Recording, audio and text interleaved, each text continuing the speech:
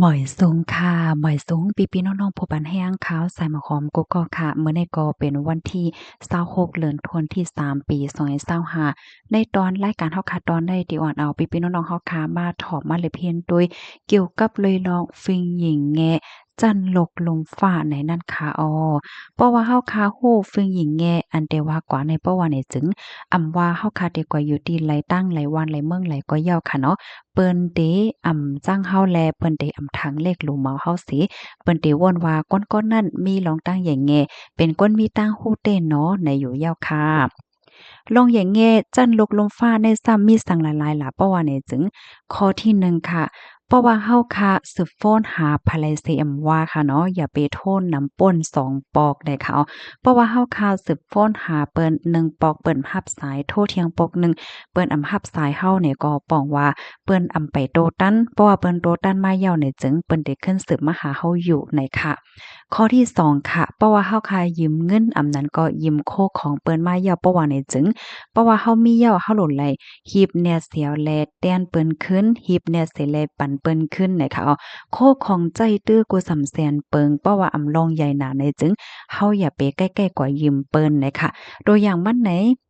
สายถ่อมโหค่ะน้องเมื่อในเฮาลืม เฮากว่ายิ้มเอ้ยก็เฮามาใจเมื่อพกก็เฮาลืมมือฮือก็เฮาลืมไหนลีเป็นในขณะหึงๆนั่นๆลืมแต่ก็เป็นสังในค่ะกำในข้อที่3ค่ะเพราะว่ามีไผไหลเลงตั้งกินเฮาคาเปิ้นโจ้เฮาคากว่ากินข้าวเพราะว่าในจึงคัดใจอย่าไปสั่งพักตั้งกินอันกาใหญ่คันลงมันแนวคัดใจเลิกเอาอันดีกาคันมันถูกนั้นก็ปานกลางนั่นแลนะคะข้อที่4 อย่าไปถามความถามอันเฮ็ดให้เปิ้นตอบหยาบเนี่ยค่ะเหมือนจังหนังว่าอะโลยเฮ็ดหยังสูเนี่ยมันไปเตะหน้าเฮือนหาแน่เฮ็ดหยังแลสุ่มไปมีลูกลาเฮ็ดหยังแลสุ่มซื้อเฮือนรถกาโลสูมีเหี่ยวห้าสูซื้อเหี่ยวห้าและจังไหนๆเฮาค่ะอย่าไปกว่าถามเปิ้นในค่ะเนาะมันก็เตจึกตอบอยู่มันก็จึกตอบมันเป็นรองสุนโตนะคะกำในข้อที่5ค่ะ เพราะว่าเฮาคาไปกว่าเสียดีๆค่ะเนาะมันเฮาซ้ำเลยเปิดพักดูเนี่ยมันใจค่ะเพราะว่าเฮาคาเปิดพักดูยาวอีพักดูกว่ายาวเนี่ยจึงเฮาคาเหลาเลยต้วยป้าก้นตั้งหลังเฮาจ่องเปิ้นมาจ้อมตั้งหลังเพราะว่ามีคนมาจ้อมตั้งหลังเฮาเนี่ยเฮาก็เหลาเลยหยิบพักดูไว้ปันเปิ้นก่อนเนี่ยค่ะเนาะเฮาค่ะอย่าไปกึ้งกลางปล่อยนั่นค่ะเนาะก็เพราะว่ามันเตะจังมาพัดใส่ก้นตั้งหลังไหลเฮ็ดให้เขา เสแลซองเจิ้นหนังว่าเฮาคาเตกว่าที่แลเสดีๆเซ็มว่าค่ะเนาะเฮาคากว่าที่เฮิรนเปิ้นห้านั้นก็กว่าที่ฮ้องห้ากว่าที่แลเซ็มว่าค่ะเนาะเฮาคาเนี่ยก็กึ่งลีไลต่อยพักตูเปิ้นฮ้องว่าอ่าแจ้วเนาะกำแต่เฮาคาต่อยพักตูก๊อกๆๆๆเฮ็ดจังไหนกูกำเฮ็ดไหนคะกำในข้อที่6เนี่ยค่ะเพราะว่าเฮาคาขี่แท็กซี่ขี่ก้ารับจ้างรถรับจ้างจังได๋ขี่ก้ารับจ้างค่ะเนาะ กว่าจ้อมไผเสียมว่าในซันเจิ้นหนังว่าปอกในโอ้ยก็เฮาคาเป็นก้นจ่ายเงินไหนเพราะว่าแทงปอกหนึงมาไหนเฮาคาก็โหลดเลยเป็นก้นจ่ายเงินจังไหนกำในข้อที่7เนี่ยค่ะเฮาคาโหลดเลยนับย้ำลองตั้งหันถึงเหมือนกันไหนค่ะในก้นเฮาคาค่ะเนาะอ่าก้นตั้งนำตั้งหลายในให้เปิ้นมาเจอกเหมือนเฮาให้เปิ้นมีป้ายวนเหมือนเฮาอันว่านั่นมันเป็นไรเนี่ยค่ะกำนั้นแล้วเฮาคาโหลดเลยยอมรับลองในสิแล เฮาโหลไลหมอนับย้ำป้ายวนและลองเฮ็ดสร้างเปิ้นลองส่งเจือกเปิ้นเนี่ยค่ะเฮาอย่าไปกว่าคุ้ยกว่าหังให้เปิ้นมาเหมือนเฮาเซ็งหมดเทเพราะว่าเปิ้นเหมือนเฮาเนี่ยเฮาก็ใจจ้าใจลำต่อเปิ้นแหละจังไหนในเฮาค่ะกึ่งลีเป็นเนี่ยค่ะสังว่าเฮาค่ะเป็นจังนั้นเนี่ยก็เปิ้นได้หันถึงว่าเฮาเป็นก้นหันปนสุนโตเป็นก้นที่หมอวนหันถึงเปิ้นหันถึงเฮาเนี่ยค่ะกำในข้อที่7ข้อที่8ค่ะเนาะ เมื่อพ้องที่เฮาคาถ่อมไผลาดความเสก็เนาะก้นเสก็ลาดความอยู่นั่นเฮาคาอย่าไปกว่าตัดความเปิ้นนะคะเฮาคากึ่งหลี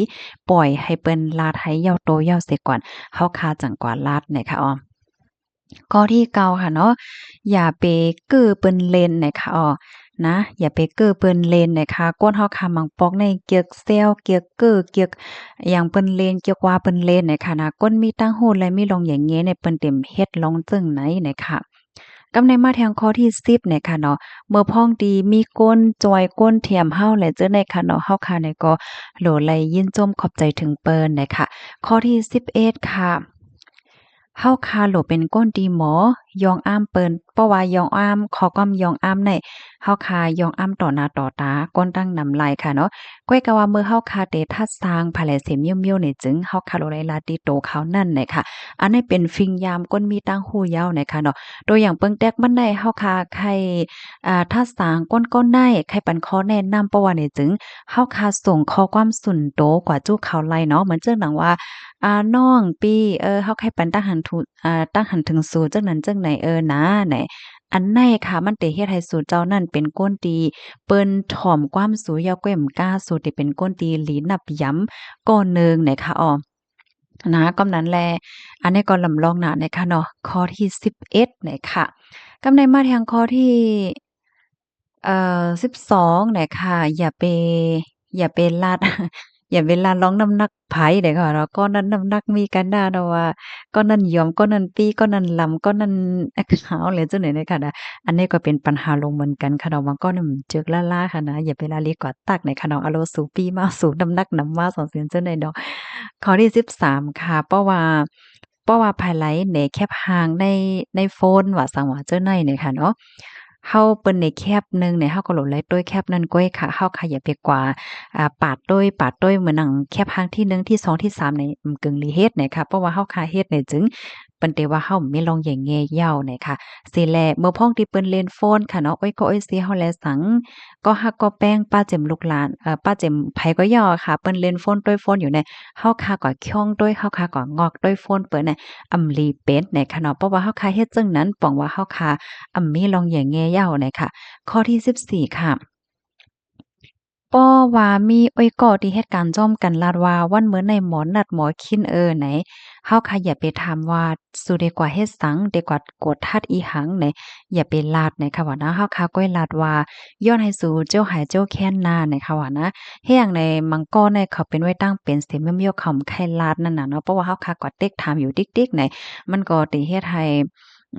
เขาใจมลีเนี่ยค่ะอ้ออันนี้ก็ได้เรียกว่าเป็นตั้งโฮมใหม่ค่ะเนาะบางป้องในใจเนาะเพราะว่าเปิ้นได้ก็คงอยากให้เฮาก็เฮาได้ก็ว่าเฮาไม่ใจเนาะสู้ได้สู้เป็นทางหลาทางสิ่งนี้เนาะก้อยกำลีถามเนี่ยค่ะว่าเนี่ยกำในมาทางข้อที่15เนี่ยค่ะเมื่อเฮาค้าโฮบทบหันก้นค่ะเนาะก้นเหตุการณ์เฮ็ดลองหมดใส่เสียมว่าเหตุการณ์อีสังเสียมว่าเนี่ยค่ะเนาะเจ้าเก่าเป็นผู้ป้องกันโลงและเจ้าไหนก็เฮาค้ากึ่งหลี ลาดกว้ามเรื่องจึงต่อเปินลาดกว้ามลูกเมาถังเหล็กเปินป้อยอก็แหม่งจันทานเปิ้นเนี่ยค่ะว่าเนาะให้เฮาคาเป็นก้นที่ว่วนสอนว่าไผก้นกูก็มีกาขันเพ่งเป้งกันในเนาะเต็มเลยรูเมาถังเหล็กกันในค่ะข้อที่15ค่ะกำแน่ข้อที่16เนี่ยค่ะเพราะว่าภายไลตึกอบกันอยู่เพราะว่าภายไลตึกอบกันอยู่อย่าไปเอาเหมือนเจิ่งว่าเพราะว่ามีเฮา3ก้อ4ก้อเนี่ยค่ะเนาะเฮาคาโอบกันลองเสเมียวๆไหลแลเปิ้นโอบกันอยู่นั่นเฮาคาเลไลคัดใจถอมเนี่ยค่ะเนาะมันใจว่าก้มหน้าก้มตาเสแลเล่นโฟนอยู่ติ๊กๆเนี่ยค่ะข้อที่17ค่ะสังว่ามีคนถามเนี่ยจึงอย่าไปกว่าแนะนำเปิ้นค่ะเนาะว่าเฮ็ดนั้นและเฮ็ดนั้นแหละการสู้เป็นนี่เป็นไหนเนี่ยค่ะข้อที่18ค่ะเพราะว่าฮอบทบกันมาหลายปีครึ่งหน้ายาวเนาะเพราะว่าเฮามาฮบกันเนี่ยจึง เฮาอย่าไปเกิ้งก้างถามว่าอะโลมาเร็วอายุสูกาหือเอาล่ะนายเงินเหลือรูดไรกาหือนายเป็นหือเป็นหาในอันเจ้าเนี่ยมันเป็นรองสุนโตเนี่ยค่ะรองสุนโตในบ่เป็นไรเฮากึ่งลีถามเปิ้นเนี่ยค่ะเนาะข้อที่19ค่ะอย่าไปสู้ยุงจ้อมลองเปิ้นค่ะเพราะว่ามันใจลองที่เกี่ยวจ้อมเฮาเนี่ยค่ะเนาะอย่าไปแค่กว่าโฮเนี่ยค่ะมันจังหนังว่าก้นๆนั้นหาด้วยรู้จูงเป็นไผอมหัวเมงเป็นไผลุงเป็นไผเป็นไผเป็นชังชิงอีหังก็มั่วเนี่ยมันก็ได้จะไข้โฮนำใจอะอันเต้มันเนี่ยมันโหลไข้โฮเนี่ยค่ะว่า ข้อที่20เนี่ยค่ะเพราะว่าแหลดไม้ค่ะเนาะเฮาค่ะใส่หมานตาสีล้ำแหนมแจ๋เพราะว่าเฮาค่ะมาโอมาโอ้จ้อมภายในเฮาค่ะกึ่งหลีไลถอดหมานตาล้ำเฮานั่นแหละว่ะข้อที่21ค่ะอย่าไปลาดถึงลองอย่าไปยองอ้ำก้นมักมีหลีเป็นต่อหน้าก้นที่เขามีสังเนี่ยค่ะว่าย่อก็อย่าไปลาดลองโผลองเมที่ก้นมีโผมีเมอย่าไปลาดลองลุกลองล่างที่ก้นมีลุกไล่เนี่ยค่ะอ๋อค่ะอันนี้ก็เป็นฟิงแหย่งแงจันลกลุมฟ้าเนี่ยค่ะเนาะข้อมูลอันนี้ค่ะเลยเปิงอิงเอามาดีเว็บไซต์ ปอยซินนะคะไลเตรียมต่างไว้นะคะพี่น้องค่ะหันถึงจึงหือหันถึงข้อไหลพองค่ะเพราะว่าไหลใจเนี่ยก็ใจกันสืบเปิ้นแพ่แชร์กว่าเสกำเนี่ยค่ะออมจังหนังว่านั้นยาวค่ะเพราะว่าเฮาค่ะมีฟิงแหย่งแง่ฟิงจังไหนไว้ในโตเนี่ยจึงว่าเฮาค่ะดีกว่าที่ไหลค่ะเนาะเปิ้นก็เตเปิ้นเฮาว่าจึงอะเปิ้นจังเฮานั่นค่ะน่ะแหนะเปิ้นก็เตว่าโอ้คนๆนั้นน่ะมีตังหูน่ะสังน่ะเฮ็ดจังไหนค่ะเนาะ ฟิงอันในมันก็ใจไหลโกตีค่ะเนาะว่าพี่น้องค่ะที่อยู่ที่เมืองใต้เมืองหอมตุ่มเมืองไทยนวันนอกเมืองไหลเจ้าในเนี่ยค่ะเนาะยินจมกูก็ค่ะย้อนให้พี่น้องค่ะอยู่เลยกินหวานในรอดเพกันกูก็ค่ะเนาะหมอยสุงค่ะ